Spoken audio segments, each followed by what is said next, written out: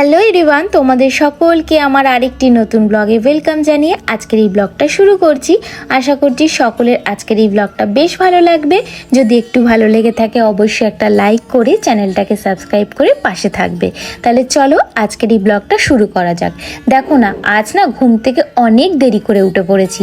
আজ আমি ঘুম থেকে উঠেছি প্রায় ধরে নাও না 10টা 10-এ। ব্যাস উঠেছি যেই আর তখনই ঘুমটা ভেঙেছে আর দেখছি বেশ গরম গরম লাগছে। আমি কি হলো, হঠাৎ করে এত গরম গরম লাগছে কেন? তখন ফোনটা কাছে নিয়ে দেখি 10টা 10। ঝটপট করে উঠে একদম ফ্রেশ হয়ে ঘর ঠর পুচে ঠুচে একদম ক্লিন করতে করতে বেজে গেছে 12:30।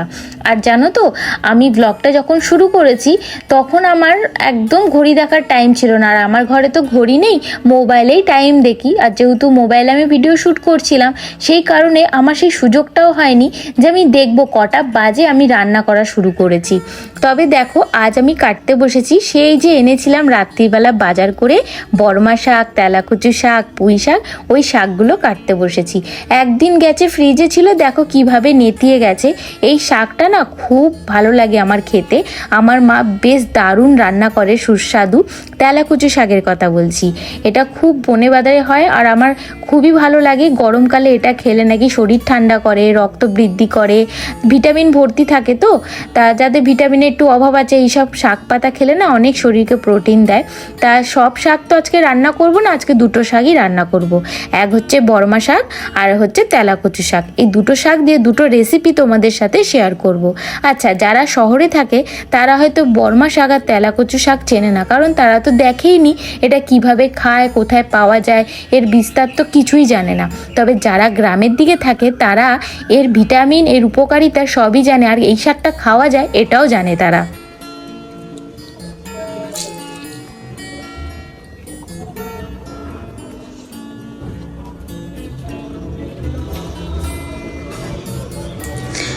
আজ প্রচুর রোদ্দুর, যা গরম।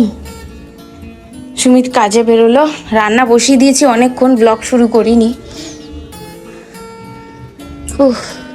দেখো আমার গাছগুলো কেমন নেতিয়ে গেছে। মাটিটা ভালো করে বিকেলবেলা আজকে জল দিতে হবে। পুদিনা পাতা একটা হয়েছে, এইটা হয়েছে, বাকিগুলো মরে গেছে। কোথায় গেল? এখনো আসেনি নিচে। রোদ্দুর দেখেছো? এই রোদ্দুর দেখে কটা মনে হচ্ছে তোমাদের বাজে? ঘড়ির কাঁটা। সুমিতকে আবার ডাস্টবিন দিয়েছি হাতে ফেলে দেওয়ার জন্য, দেখি বেরোয় নাকি।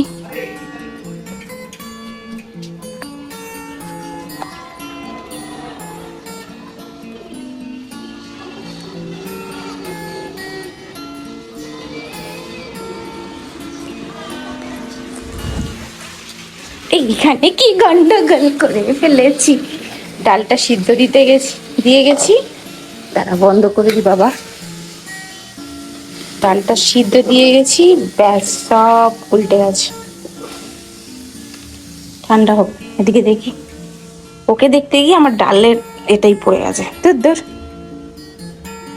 কোথায় গেল?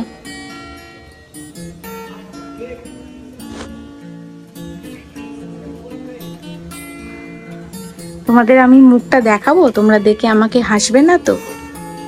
দাঁড়াও দেখাচ্ছি। এই দেখো, এই জন্য ক্যামেরার সামনে আসছি না। রাতে যা গরম, আর এই গরমের চুল কি বলবো। কালকে রাত্রিবেলা হেয়ার অয়েলিং করে রাত্রিবেলায় শ্যাম্পু করে চুলটা ধুয়ে নিয়েছি। তা রাত্রিবেলা শুয়েছি, মুখের মধ্যে ফ্যানে হাওয়াতে না চুলগুলো পরে মুখটা কেটে যায়, নখও কেটে ফেলেছি। বাবা এখনো বেরোয়নি। তাই জন্য দুটো চুল বেঁধে শুই। রান্না বসিয়েছি, খিদে পেয়েছে আমার।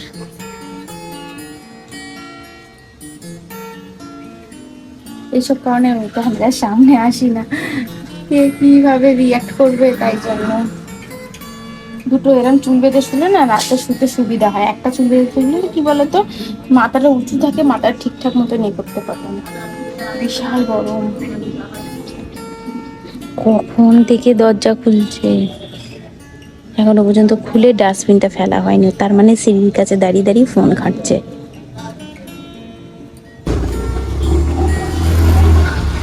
অন্য কেউ দেখো, অন্য কেউ এসে চলে গেল, এখনো পর্যন্ত বেরোতে পারলো না। ওই সিঁড়ির কাছে দাঁড়িয়ে ফোন ঘাটছে, এত ফোন ঘাটে, এত ফোন ঘাটে। 1 মিনিট 24 সেকেন্ড হয়ে গেল আমি দাঁড়িয়ে আছি ক্যামেরা অন করে। ক্যামেরা তো পরে অন করেছি। ডাস্টবিন দিয়েছি ফেলতে, কি জানি ডাস্টবিনটা ফেলেছে কিনা। ওকে দেখাতে দেখাই তো আমার ফোনের স্টোরেজ ফুল হয়ে যাবে গো। হয়ে গেল, দাঁড়াও, মনে হচ্ছে ওকে ফোন করে তাড়া মারতে হবে। এখনো বেরোচ্ছে না, সবাই বেরিয়ে চলে গেল। কি করছে পেছনে ও? কি করছিলে এতক্ষণ ধরে? বুঝলে না, ফোন ঘাটছিলে দাঁড়িয়ে দাঁড়িয়ে, ফোন ঘাটছিলে? হ্যাঁ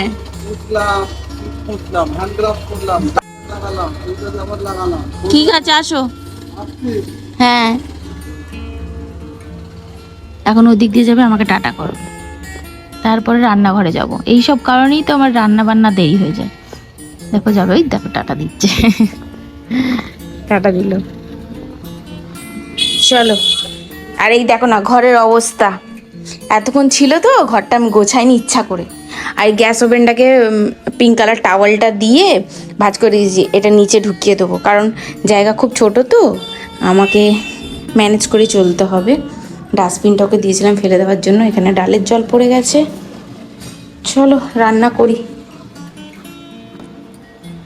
ঝটপট করে দেখিয়ে দিই আজকে রান্না কি হতে চলেছে। এই দেখো বর্মা শাক ভাজা হবে, আর এখানে মুসুর ডাল সিদ্ধ বসিয়েছি। এই যে আমড়াটাকে প্রেশার করে সিদ্ধ করে এটার সাহায্যে এরকম মেখে নিয়েছি, যাতে ঘুটে নিয়েছি, যাতে টকের ডাল করতে সুবিধা হয়। মানে আমড়া দিয়ে মুসুর ডালটা টকের ডাল করব।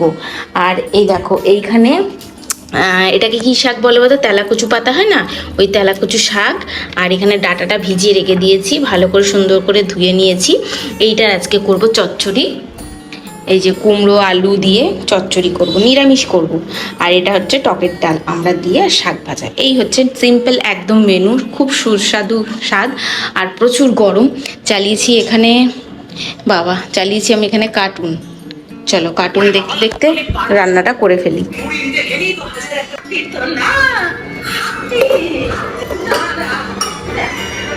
দিয়ে দিয়েছি মুসুর ডাল, এবার ফোড়ন দেবো। এখানে আমি মিলিয়ে নিয়েছি, নুন হলুদ দিয়ে দিয়েছি এর মধ্যে। আর আমি জাস্ট এর মধ্যে ফোড়ন দেবো রসুন, শুকনো লঙ্কা, সর্ষে। তেলটা গরম হয়েছে, বন্ধ করে করে করতে হচ্ছে, প্রচুর হিট হয়ে যাচ্ছে তো, আর আমার হাতে জোগাড় থাকছে না, আর পুড়ে যাচ্ছে। ডালের জলটা এখানে গড়িয়ে পড়েছে, পুড়ে গিয়ে একটা ডাল পোড়ার গন্ধ ছাড়ছে। আর এখানে কার্টুন চালিয়ে দেখছিলাম, কথা বলে বলে বন্ধ রেখেছি। তা দেখো তেলটা আমার বেশ গরম হয়ে গেছে। এর মধ্যে দিয়ে দেবো 2টো শুকনো লঙ্কা, ভেঙে দিই বাবা, শুকনো লঙ্কার স্বাদ বেশি হয়। এইটা না এখান থেকে সরিয়ে রাখি, দেখতে বিচ্ছি লাগছে। হ্যাঁ, দিয়ে দিলাম শুকনো লঙ্কা, একটু ভাজা ভাজা করে নিই। এ কি তেলটা গরম হয়নি নাকি রে? এই রে, না না গরম হয়ে গেছে। শুকনো লঙ্কা, এই শুকনো লঙ্কার ভিতরে দানা নেই অতটা, জানো তো। শুকনো লঙ্কা দিয়ে দিয়েছি, এবার দিয়ে দেবো এর মধ্যে সর্ষে,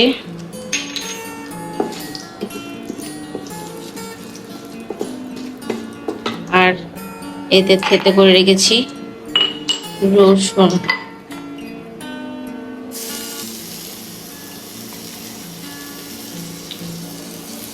হাতটা ধুই,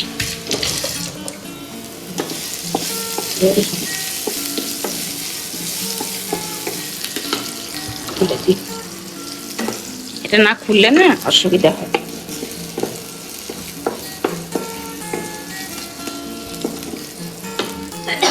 বাবারে,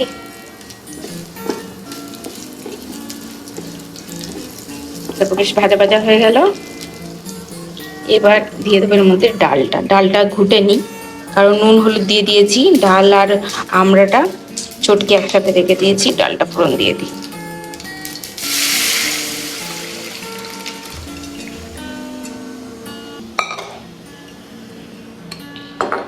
একটুখানি জল লাগবে এটার মধ্যে দিয়ে,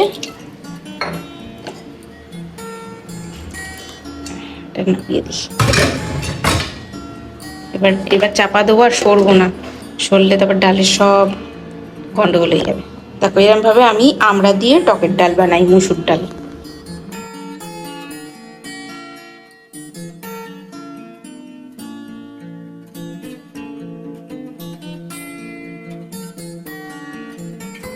এবার করব বর্মা শাক ভাজা। সবার আগে তেলটা গরম করে নিচ্ছি।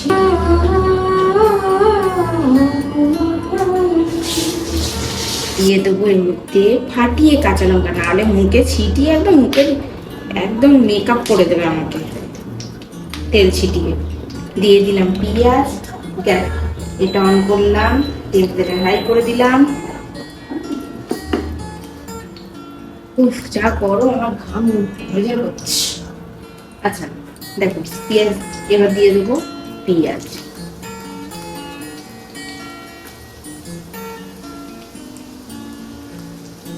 পেঁয়াজটা একটু নাড়াচাড়া করে ভাজা ভাজা করে নিয়ে, দেখো পেঁয়াজটা ভাজতে ভাজতে একটা মাথায় কথা এলো। হ্যাঁ, দেখো এটা ডাঁটাটা আমি ধুয়ে রেখে দিয়েছি ভালো করে জল করতে। এটাকে যদি এরকম করে ঘুরিয়ে নিই কেমন হবে? হ্যাঁ, এই যে দেখতে পাচ্ছ তো, না জায়গা নেই, এটা ওটা রাখা ধাপের কাছে জায়গা থাকে চাই, হবে না।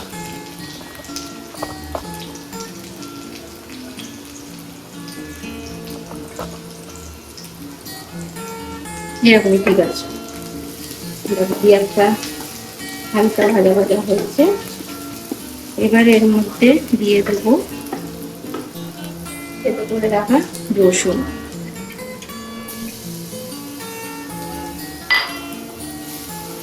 এই বর্মা শাক, লাল শাক, কলমি শাক এইসবে না যখনই আমি ভাজি, রসুন, পেঁয়াজ, কাঁচা লঙ্কা বা শুকনো লঙ্কা দিয়ে ভাজলে আমার বেশি টেস্ট লাগে।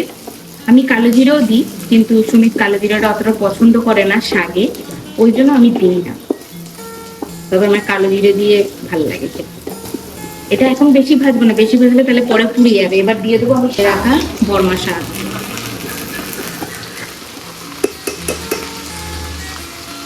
এই শাকটা দিয়ে ঢাকা চাপা দিয়ে দেবো নুন দিয়ে। আপনি শাক করে দেবেন, একটুখানি নাড়িয়ে নিই।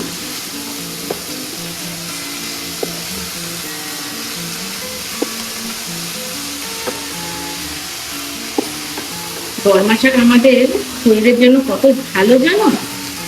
দাঁড়াও বলছি কি কি উপকারিতা আছে বর্মা শাকে। নুনের জারটা কি দারুণ না, দেখো।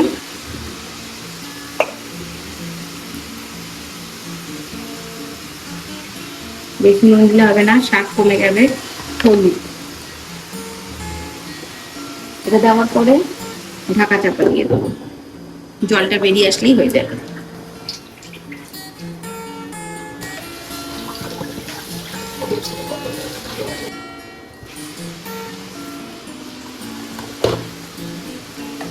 জানো কলমি শাকে ভিটামিন, ফাইবার, ফসফরাস আরো অনেক কিছু এর মধ্যে উপকারিতা আছে আমাদের শরীরের জন্য। এই বর্মা শাক খুব ভালো, এখন তো পাওয়া যায় না। আমি একটুখানি বেলা করে গেছিলাম বলে তাই পেয়েছিলাম।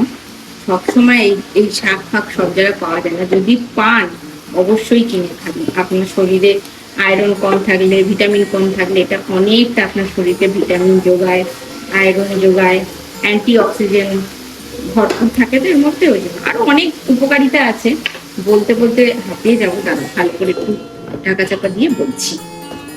সবার প্রথমে এতে বিভিন্ন ভিটামিন ও খনিজ উপাদান থাকে যা শরীরকে সুস্থ রাখতে সাহায্য করে। আর এই শাক খেলে, কলমি শাক না কি বলে, বর্মা শাক খেলে খাদ্য অনেকটাই মানে কি বলবো হজম শক্তি বাড়িয়ে দেয়। তারপরে হচ্ছে আপনার শরীরে যে কোনো রোগ থাকলে না সেই সব রোগকে মানে শেষ করার জন্য, শরীর সুস্থ রাখার জন্য এর মধ্যে হচ্ছে অ্যান্টি অক্সিডেন্ট ভিটামিন, যেটা আপনার শরীরকে সুস্থ রাখতে সাহায্য করে। এইতে থাকা কিছু খনিজ একটা ভিটামিন আছে যেটা আমাদের রক্তকে একদম সতেজ ও পুষ্টিকর নতুন করে তৈরি করতে সাহায্য করে এই শাক। আমি ঠিকঠাক গুছিয়ে বলতে পারলাম না, কারণ আমার এদিকে একটা শাকটা না পুড়ে যায়, সেই দিকে দেখতে হবে। চলো শাকটা ভেজে দেওয়া দেখা করছি। এ দেখো, ওই ডাঁটাগুলো আমি জলে দিয়ে একটু সিদ্ধ করে নেবো, কারণ এগুলো একটু কি বলতো শক্ত শক্ত হয় তো তেলাকুচু শাকের, তা ওই জন্য এটা একটু জল দিয়ে সিদ্ধ করে নেবো। নুন দেবো অল্পই দেবো, কারণ শাকটা করার সময় আবার নুন দেবো তো বেশি হয়ে যাবে, তাই জন্য একটু নুন দিয়ে এটাকে ঢাকা চাপা দিয়ে একটুখানি সিদ্ধ করে নেবো। এই যে বাবা রে, ঠান্ডা গরমে ঠান্ডা হয়ে যাচ্ছে। নুন দিয়ে দিলাম। হাঁচিটা কিন্তু আমি মুখ সরিয়ে করেছি, এটা ভেবে না তোমরা যে এর মধ্যে আমি হাঁচি করেছি। মুখটা সরিয়ে নিয়েছি ক্যামেরার পেছনে, তো তাই দেখতে পাওনি। যাই হোক, তা এটা একটুখানি স্টিম করে নেবো, তারপরে কি কি দেবো আমি সেটা তোমাদের সাথে শেয়ার করছি।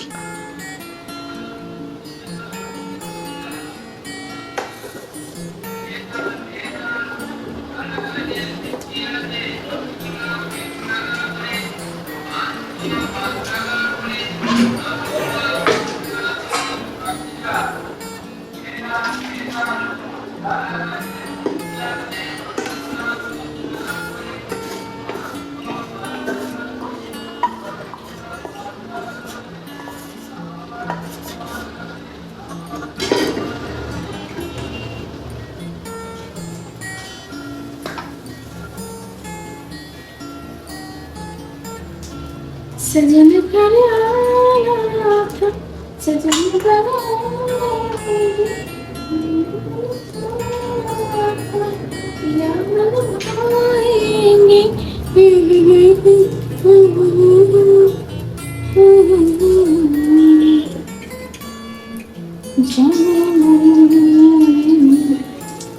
কি অবস্থা আমার ইন্ডাকশনটা। ঠান্ডা হলে ভালো করে মাখতে হবে, মানে ধুতে হবে।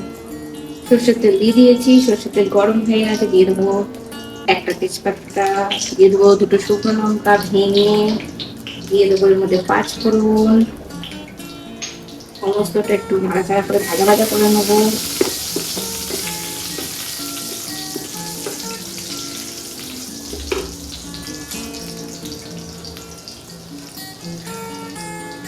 দিয়ে দেবো এর মধ্যে কেটে রাখা পেঁয়াজ, সবটা দেবো। কাঁচা লঙ্কা, আবার সমস্তটা ভাজতে হবে। পাঁচফোড়ন তেলে ধরে যা স্মেল তাহলে সুন্দর একটা। এই সময় যদি তোমরা চাও এর মধ্যে হিং দিতে পারো, হিং দিলেও বেশ স্বাদ হয়।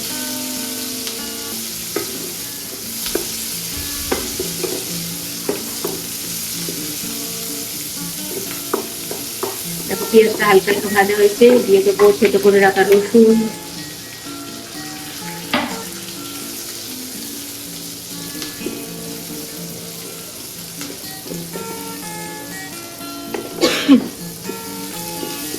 মুখে কিন্তু কাপড় দিয়ে কাচ্ছি, তোমরা কেউ মনে ভাববে না এই খাবারের মধ্যে কাচ্ছি। আমি এরকম করে কথা বলছি কেন আমি নিজেও জানি না।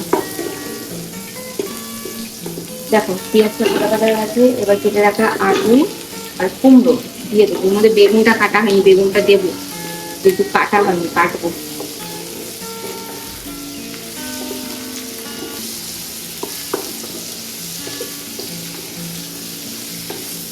চলো এটা যতক্ষণ ভাজা হচ্ছে এদিকে বেগুনটাও কেটে নিই, নরম হোক ততক্ষণ। বেগুন কিন্তু আমি ধুয়ে নিয়েছি, কেটে নেবো ঝপঝপ করে। দেখি বেগুন কাটলে কেমন দেখায়, দেখে নাও। বাহ, ভালো আছে বেগুনটা।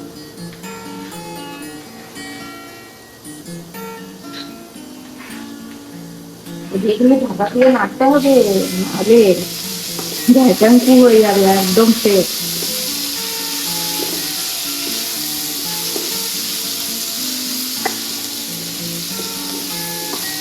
আবার একটু নাড়িয়ে দিয়ে ঢাকা দিয়ে দিলাম, বেগুনটা ফটফট কেটে নেবো। আবার বেগুন দিলে কি বলতো শাকে বেশ মাখা মাখা একটা ব্যাপার আসে, সেটার জন্য ভালো লাগে। কেটে নিয়েছি বেগুন দিয়ে, আর একবার ধুতে হবে, কারণ এখন যেভাবে কেমিক্যাল ব্যবহার করা হচ্ছে সবজিতে, সুন্দর করে না ধুয়ে খেলেই একদম পেট একদম ভরকে যাবে, বুঝেছো? চলো ধুয়ে নিই।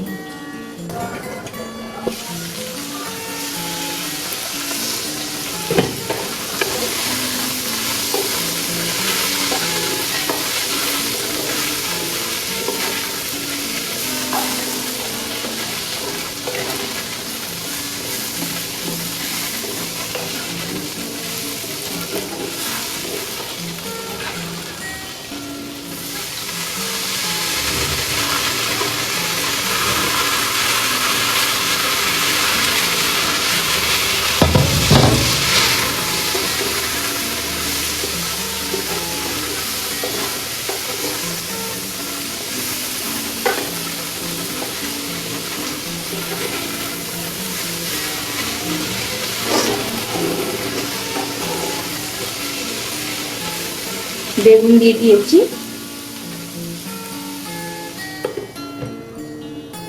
দেব ফ্রিজ থেকে বার করলাম, দেব এর মধ্যে আদা, এতটা আদা দেবো। এর মধ্যে নুনটা বুঝে দিতে হবে, কারণ আগে এই আটাতে নুন দিচ্ছি তো, অল্প দিলাম।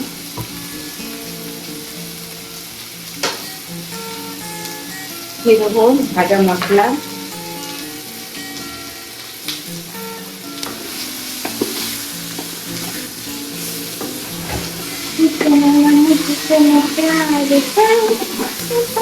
একটু পরে আসছি, কাশি হচ্ছে।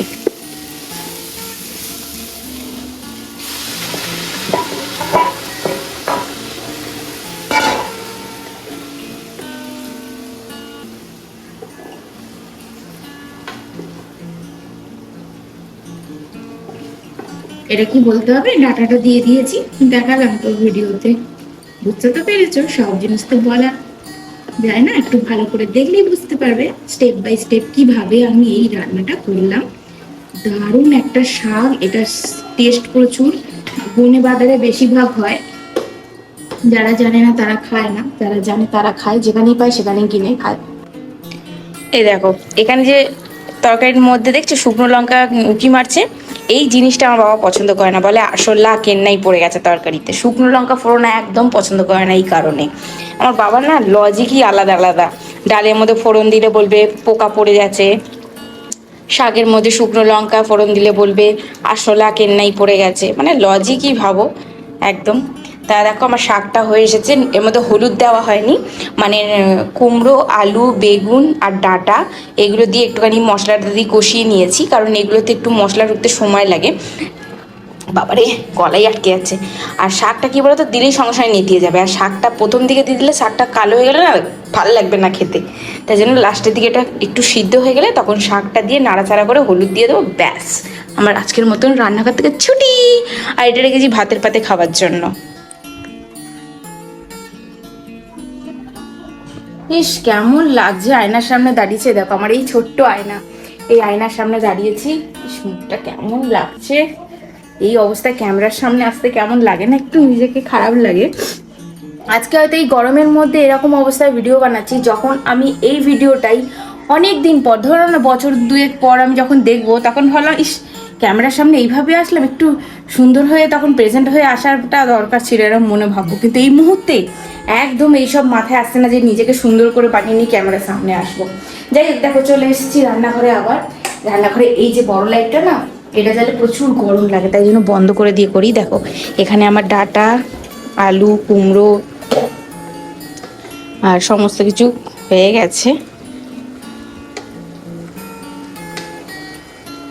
হ্যাঁ আলু সিদ্ধ হয়ে গেছে, দাঁড়াও এবার আমি দিয়ে দেবো এর মধ্যে শাক। ঠিক আছে, ডাঁটাগুলো কেমন কালো কালো হয়ে গেছে ফুটিয়েছি বলে, ওই জন্য শাকটা লাস্টের দিকে দিলে না শাকটা বেশ সবুজ সবুজ থাকে, তো দেখতে ভালো লাগে, সিদ্ধও হয়ে যায়, মশলাগুলো ভালো লাগে। স্ট্যান্ড আছে গো, সবসময় কি বলতো স্ট্যান্ডের মধ্যে লাগিয়েও না সব কিছু দেখানোর সুযোগ হয় না, ক্যামেরা নিয়ে হাতে যেমন মুভ করলে যেমন হয় সেরকম। এই দেখো হলুদ দিইনি, এবার আমি হলুদ দেবো, তাই জন্য একটু ফিকা ফিকা লাগছে। এবার যেই হলুদটা দেবো শাকটা মস্তে দেবো, দেখবে তো পরে যখন ফাইনাল লুক দেখাবো দেখবে কত ভালো লাগছে।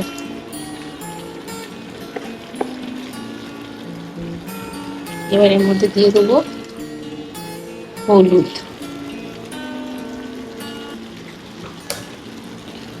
হলুদটা দিয়ে একটু নাড়াচাড়া করে নিয়ে ঢাকা চাপা দেবো, জলটা শুকিয়ে গেলে মাখা মাখা করবো, এটা বুঝেছো, যেহেতু ডাল বানিয়েছি তাই মাখা মাখা করবো।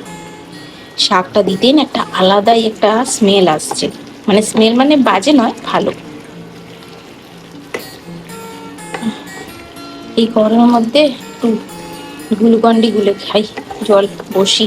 অনেক বেলা হলো কিন্তু, অনেক বেলা হয়ে গেছে, গ্যাসটা এখনো কোনো খবর নেই গো।